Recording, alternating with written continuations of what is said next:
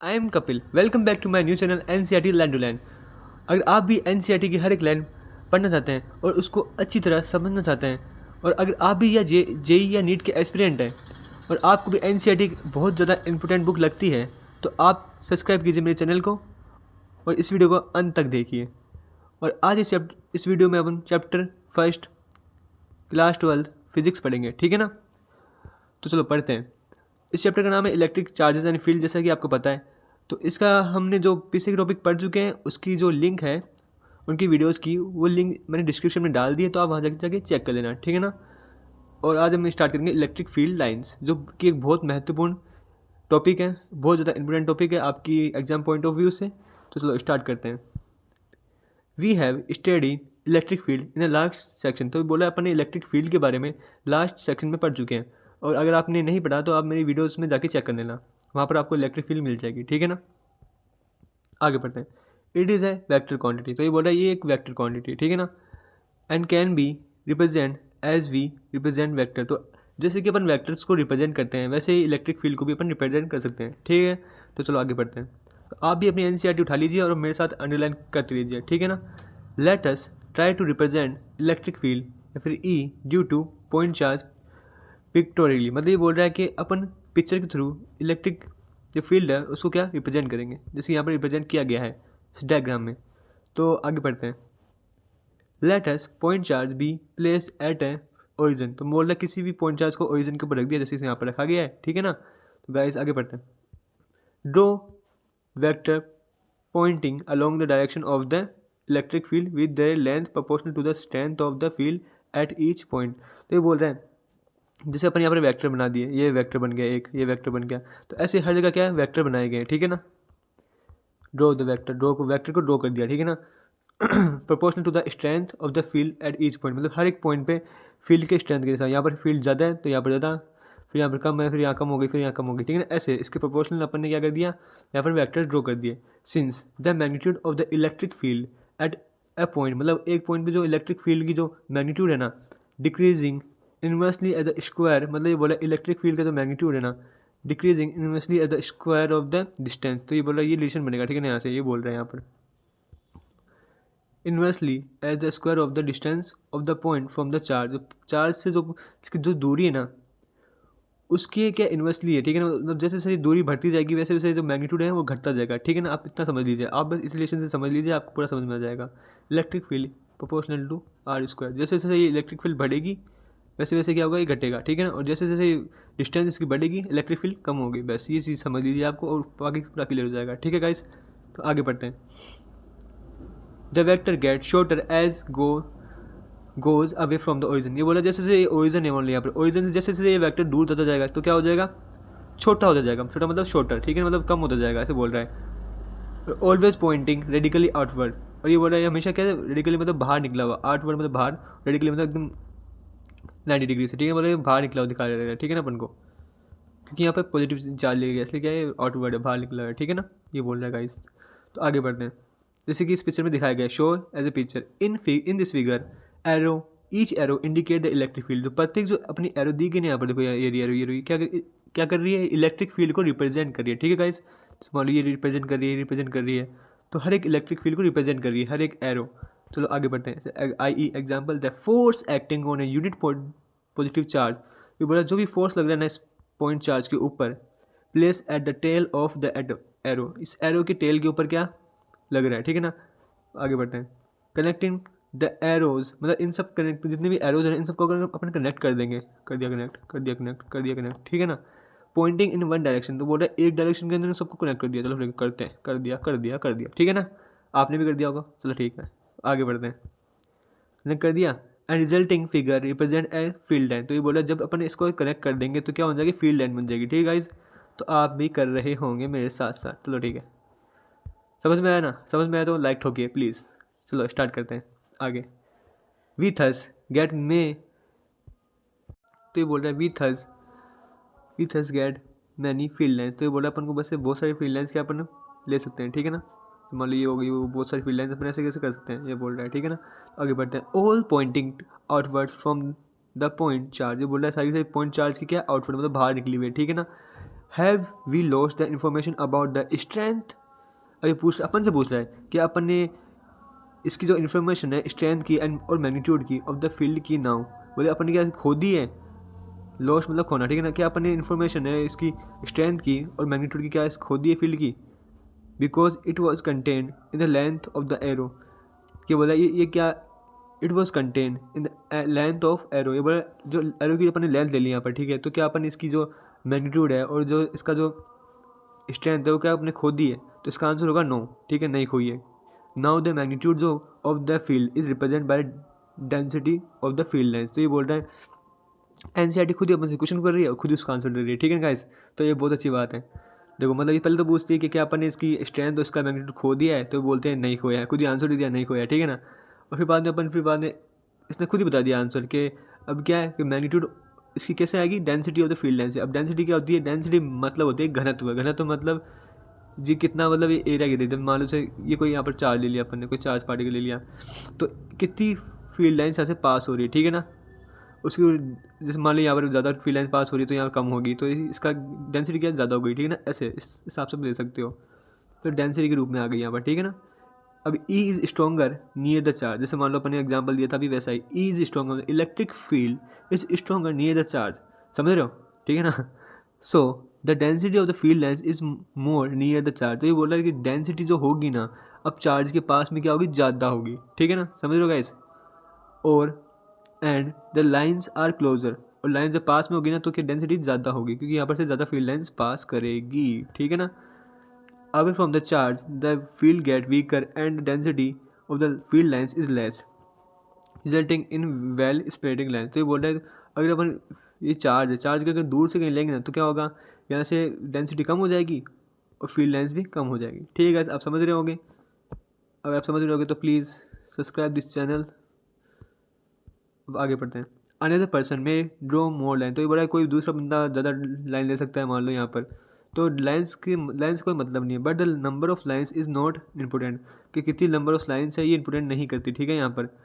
In fact A infinite number of lines can be drawn, मतलब अपन बहुत सारी, मतलब इन्फिनिट मतलब बहुत सारी, अनंत, जैसे थेनोस के पास अनंत बनी थी ना वैसे ही, ठीक है ना। तो अनंत मतलब बहुत सारी अपन फील्ड लाइन्स यहाँ पर ड्रॉ कर सकते हैं, ठीक है गाइस, किसी भी रीजन के अंदर, इन एनी रीजन, किसी भी रीजन के अंदर, ठीक है ना।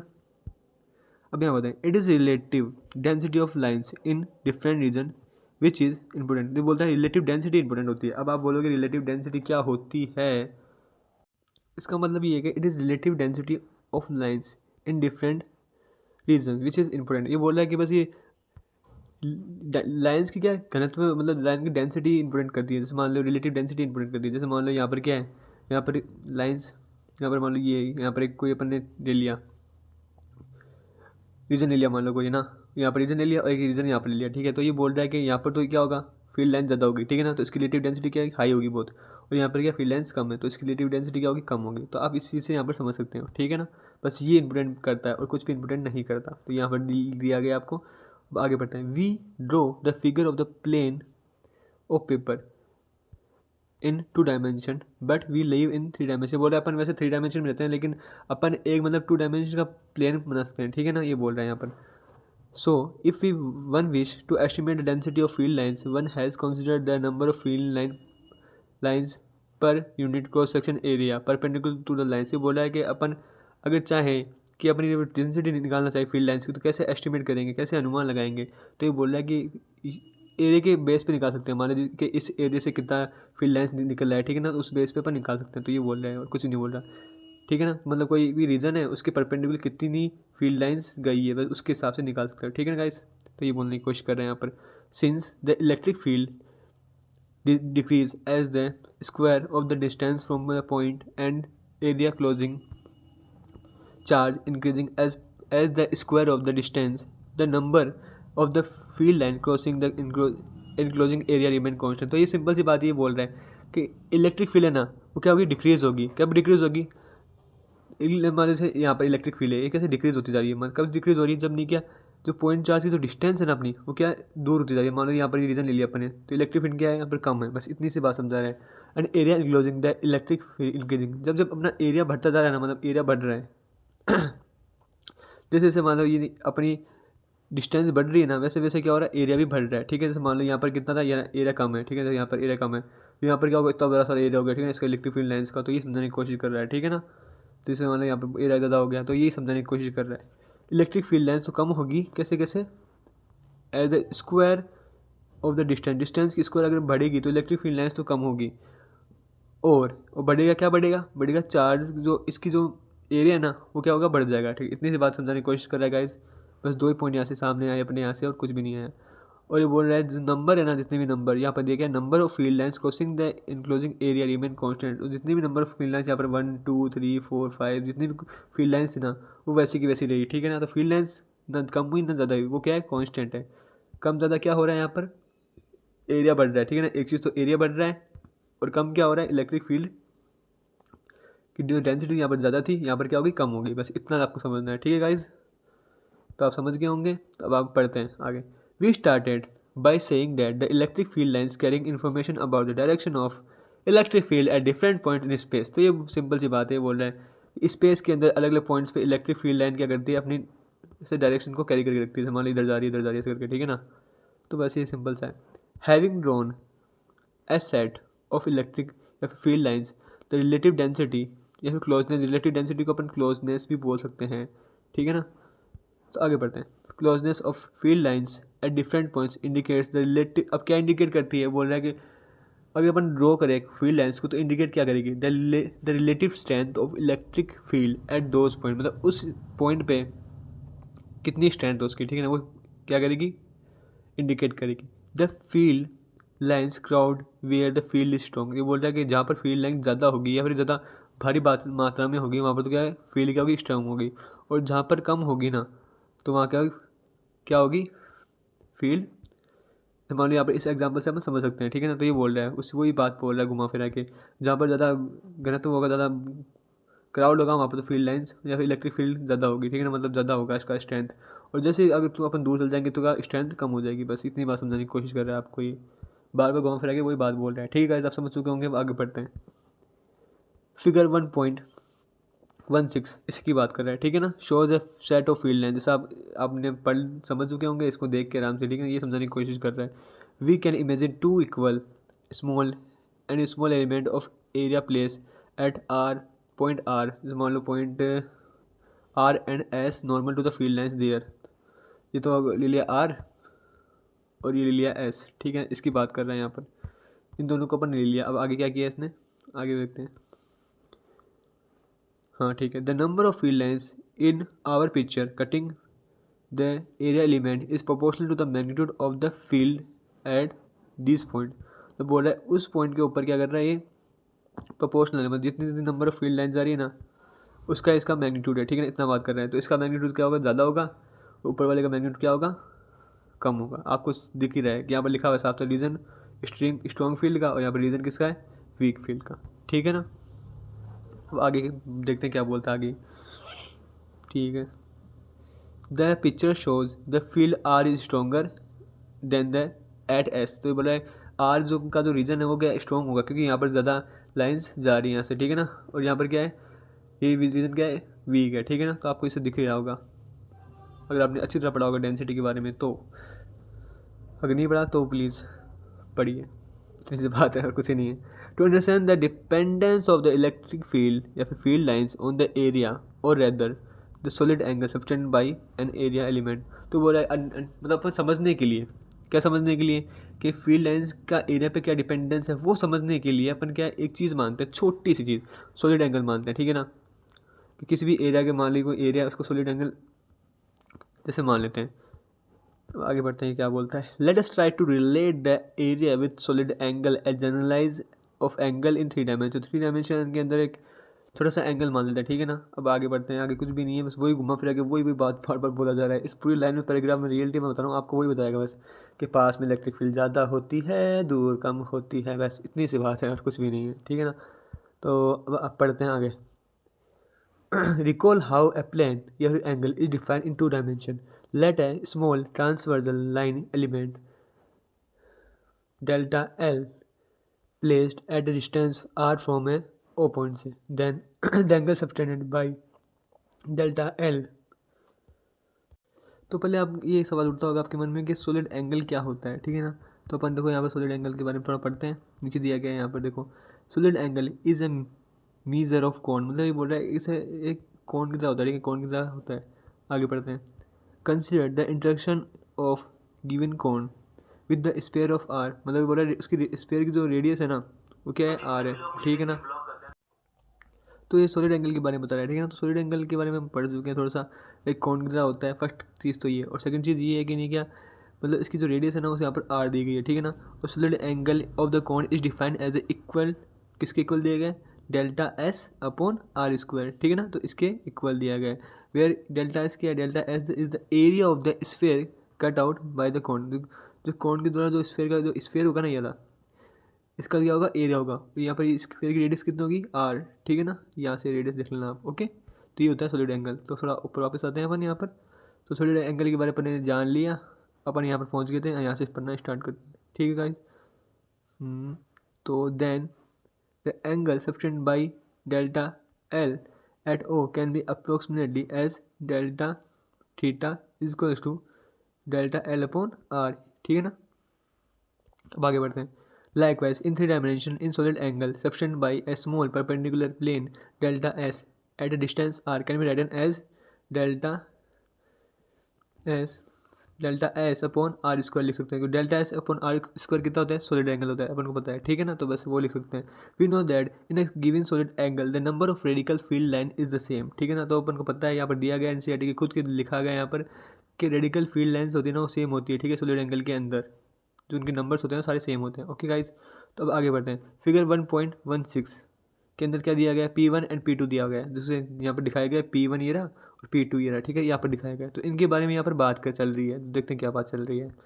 P1 और P2 दिखाया गया है at distance R1 R2 from the charge से, मतलब चार्ज से R1 R2 के डिस्टेंस पे, ठीक है। The element of area subtending the solid angle delta ohm is R1 square, कितना at P1 and element of area R2 का square eight P2 respectively. तो देख इतना सिंपल से दिया गया, यहाँ पर कुछ भी नहीं दिया गया। ये बोल रहा है P1 नहीं गया तो R1 डिस्टेंस पे और P2 नहीं गया R2 डिस्टेंस पे। और यहाँ पर जो इसका ठीक है ना, ये दिया गया यहाँ पर, आगे बढ़ते हैं। और यहाँ पर जो इसका एरिया नहीं गया, इसका एरिया तो ये दिया गया, इसका एरिया यहाँ पर ये दिया गया, ठीक है ना। तो the number of lines cutting this area elements are the same. अब दोनों की जो नंबर ऑफ कटिंग लाइन्स है ना, मान लो यहाँ पर कितनी जा रही है, 1 2 3 4 5 6 7 8 9, तो यहाँ पर जितनी लाइन्स जा रही है ना, तो मतलब उतनी लाइन्स क्या यहाँ से जाएगी, ठीक है ना। देखो यहाँ से जा रही है, फ़र्क कितना है, फ़र्क ये बस थोड़ा सा फ़र्क है इसमें, वही बात है। The number of field lines cutting in area is there for N upon R1 square delta ohm at P1 and N upon R2 का square delta ohm eight P2, बस सेम ही बात है। And since N and ohm delta ohm are common, ठीक है, दोनों common है। The strength तो क्लियरली अपन को दिख रही है, ठीक है, स्ट्रेंथ कितनी है of the field has clearly 1 upon R square, ठीक है ना। वो अपन पहले भी पढ़ चुके हैं अपन, बस वही बात है, घुमा फिरा के वही बात बोल रहा है। अब ये बोल रहा है कि नहीं क्या, मतलब पूरे इस टॉपिक में, इतने बड़े टॉपिक में, या फिर इतना बड़ा अपन टॉपिक लेना पूरा स्टार्टिंग से जो था, इसमें घुमा फिरा के ये बात बोल रहा है बस, कोई इलेक्ट्रिक फील्ड नहीं गया, वो पास में तो ज़्यादा होगी स्ट्रेंथ इसकी, और जो दूर क्या होगी कम होगी, बस इतनी बात बता रहा है अपन को, कुछ भी बात नहीं बता रहा, रियलिटी में बता रहा हूँ आपको, पूरा पका दिया इतने दूर से आके। तो बस इतना पूछेगा आपसे कि इलेक्ट्रिक फील्ड क्या है, डायरेक्ट क्वेश्चन होती है 1 ऊपर R स्क्वायर की, बस इतना पूछने वाला, कुछ नहीं पूछने वाला आपसे, गारंटी इस बात की, ठीक है ना। कि अगर डिस्टेंस अगर दूर होगी तो इलेक्ट्रिक फील्ड का स्ट्रेंथ ज़्यादा होगा कि कम होगा, बस ये आंसर घुमा फिरा के आपके बना दिए जाएंगे, ठीक है, चाहे आपकी बोर्ड्स हो, चाहे आपकी जेई हो, चाहे नीट्स हो। इससे आगे आपका एनसीईआरटी से यहाँ पर क्वेश्चन आंसर नहीं बनने वाला है, तो यहाँ से आंसर बन जाएगा, बस क्वेश्चन यहीं से बनेगा और कहीं से नहीं बनेगा। सॉलिड एंगल क्या होता है अपन ने पढ़ लिया अच्छी तरह से, किसके बराबर होता है भी पढ़ लिया अपन ने, ठीक है ना। तो ये पूछ सकता है। और वापस से फ्राइडे भाई साहब अपने आ चुके हैं। The picture of field lines was invented by Faraday, अपन ने पहले भी वीडियो में पढ़ चुके हैं, पिछले वीडियो में, इसका लिंक डिस्क्रिप्शन में डाला हुआ है, तो अगर आपने नहीं पढ़ा तो आप पढ़ सकते हैं वहाँ से जाके, ठीक है ना। तो फील्ड पिक्चर किसने दी थी, फ्राइडे ने दी थी, ठीक है ना। To develop an intuitively non mathematically way of visually electric field around charge configuration, charge configuration के आसपास जो इलेक्ट्रिक फील्ड थी ना, उसको विजुअलाइज करने के लिए इस फ्राइडे ने क्या किया था, एक फील्ड लाइन की पिक्चर बनाई थी, ठीक है ना। तो ये आप कोई पूछे ना कि इलेक्ट्रिक फील्ड लाइंस रियलिटी में होती है या नहीं होती, तो ये क्या है, एक इमेजनरी लाइंस होती है, ठीक है ना। इलेक्ट्रिक फील्ड लाइन की डेफिनेशन ये होती है, it is a field imaginary lines, ठीक है ना। ये अपने ये फ्राइडे ने इमेजिन की थी, ठीक है ना, रियलिटी में होती नहीं, बस ये इमेजिन करके अपन करते हैं इसको। तो आगे बढ़ते हैं। Friday called them line of force, Friday ने इसको लाइन ऑफ फोर्स भी कहा रहा है, ठीक है ना। और आपको जो नोट्स हैं इसके और भी बेहतरीन नोट्स आपको मिल जाएंगे लास्ट वीडियो में, ठीक है ना। क्योंकि जब मैं इस पूरी समरी निकालूंगा इसकी, जब लास्ट वीडियो बनाऊंगा तो उसमें मैं उसकी PDF भी डालूंगा, ठीक है ना। तो आप वहाँ से दे सकते हैं आराम से। और फ्राइडे ने इसको एक और नाम दिया था, इसको लाइन ऑफ फोर्स भी कहा था, ठीक है ना। लेकिन this term is somewhat misleading, ये मिसलीडिंग मतलब थोड़ा सा ख़राब लगता है, क्योंकि जब अपन मैग्नेटिक फील्ड की बात करते हैं तो वहाँ पर एक लाइन ऑफ फोर्स काम नहीं करता। वो अपन आगे पढ़ेंगे, ठीक है ना, मैग्नेटिज्म वाला चैप्टर में, तो वहाँ आगे पढ़ लेंगे। The more appropriate term is field lines, ये दोनों के लिए काम आता है। फील्ड लाइन्स नहीं क्या, इलेक्ट्रिक के लिए और मैग्नेटिक दोनों के लिए काम में आ जाता है, इसलिए अपन यहाँ पर फील्ड लाइन्स ही यूज़ करेंगे, ठीक है। That we have adopted in this book, जो अपन इस बुक में पढ़ चुके हैं। तो आपको भी अगर मज़ा आ रहा है, अगर नहीं आ रहा तो कोई बात नहीं, अगर आ रहा है तो लाइक कीजिए, ठीक है ना।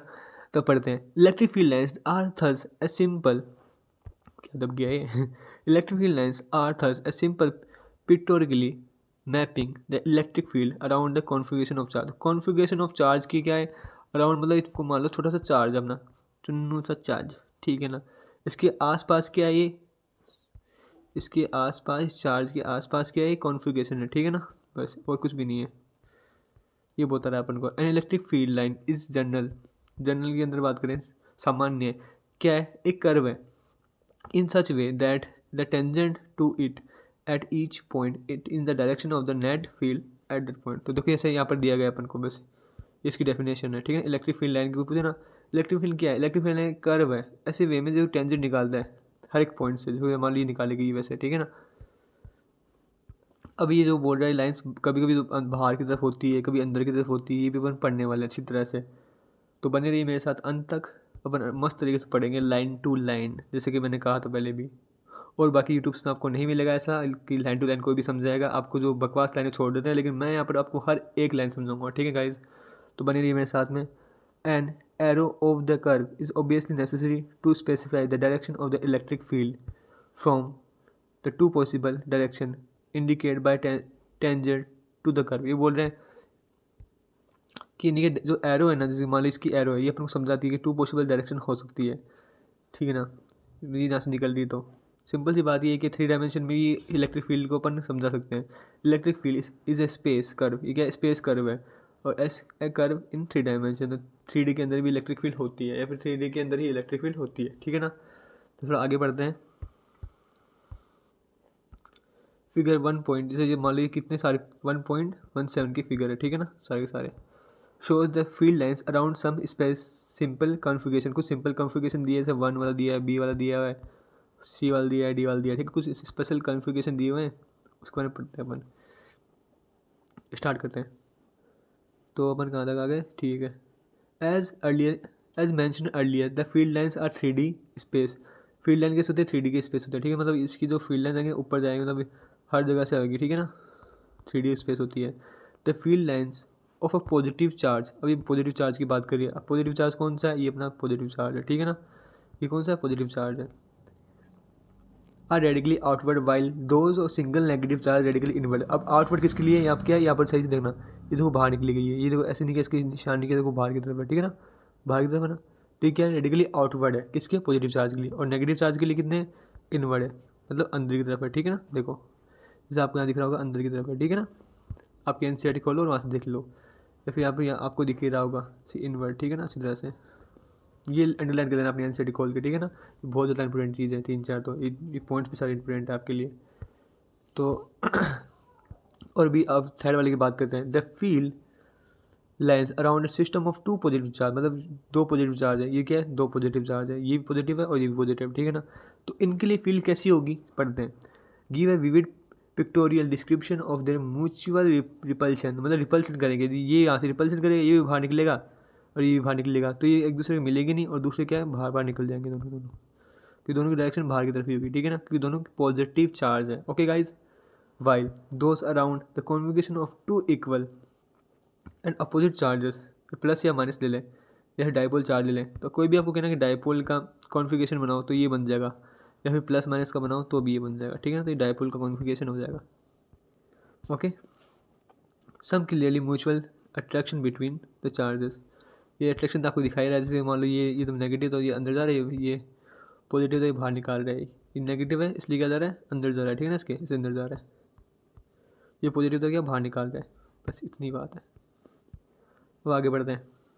The field lines some follow some important general properties, जो अपनी जो फील्ड लाइन्स है ना वो क्या करती है, कुछ ना कुछ जनरल प्रॉपर्टीज़ दिखाती है। जैसे मान लो 1 2 3 4 यहाँ पर दी गई है अपन को सिंपल सी, तो बस वो घुमा फिरा के वही बात करेगा वापस। Field line start from positive charge, के पॉजिटिव चार्ज तो फील्ड लाइन स्टार्ट होती है, जैसे यहाँ पर से स्टार्ट हो रखी है, ठीक है ना।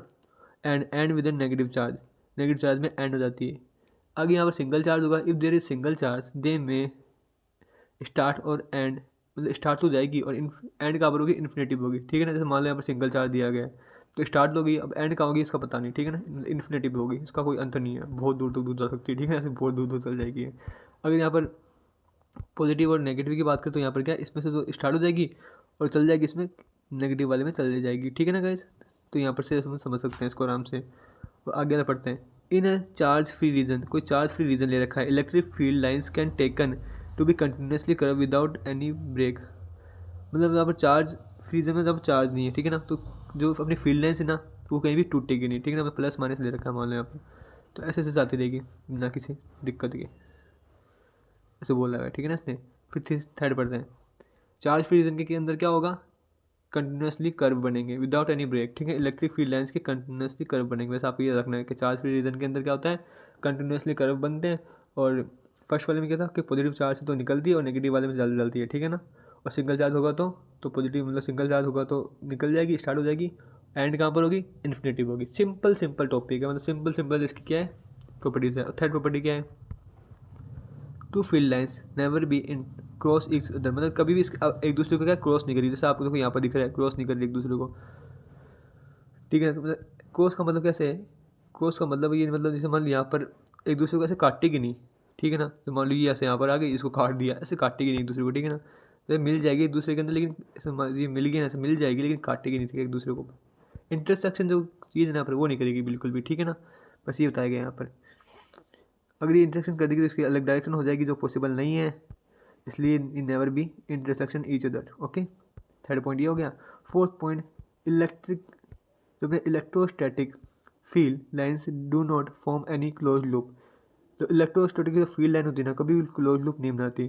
This follow nature conservation nature of electric field, जो इलेक्ट्रिक फील्ड का कंजर्वेशन नेचर होता है ना उसको फॉलो करते हुए क्या करती है, बिल्कुल भी क्लोज लूप नहीं बनाती। अब आप बोलोगे क्लोज लूप ये क्या होता है, क्लोज लूप मतलब मान लो जैसे ये पॉजिटिव हो गया नेगेटिव हो गया, तो मान लो जैसे हमारे अपने से बार मैग्नेट के अंदर होता है उसको वैसे समझ लेते हैं अपन, बार मैग्नेट के अंदर होता है कि यहाँ से निकल जाती है, ऐसे क्लोज लूप बना देती है ऐसे करके, ठीक है ना।